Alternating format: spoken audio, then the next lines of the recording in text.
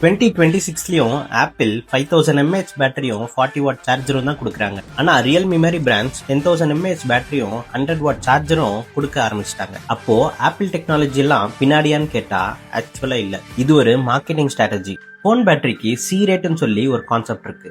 Apple 1ல இருந்து 1.5 C ரேஞ்சில தான் charging ஸ்பீடை வச்சிருப்பாங்க. அதனால பேட்டரி ஹெல்த் லாங் டேர்ம்ல நல்லாவே மெயின்டைன் ஆகும். இது 30 days of billion dollar marketing சீரீஸ்ல டே 20 மிஸ் பண்ணாம இருக்க ஒரு ஃபாலோ பண்ணிக்கோங்க.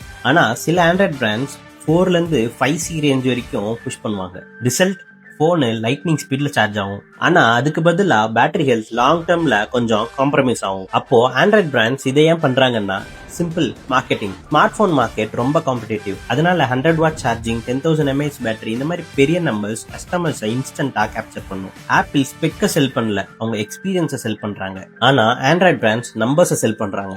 ரெண்டுமே மார்க்கெட்டிங் தான், ஆனா ஸ்ட்ராட்டஜி டிஃபரெண்ட். இதை பத்தி நீங்க என்ன நினைக்கிறீங்கன்னு சொல்லி கமெண்ட்ல சொல்லுங்க.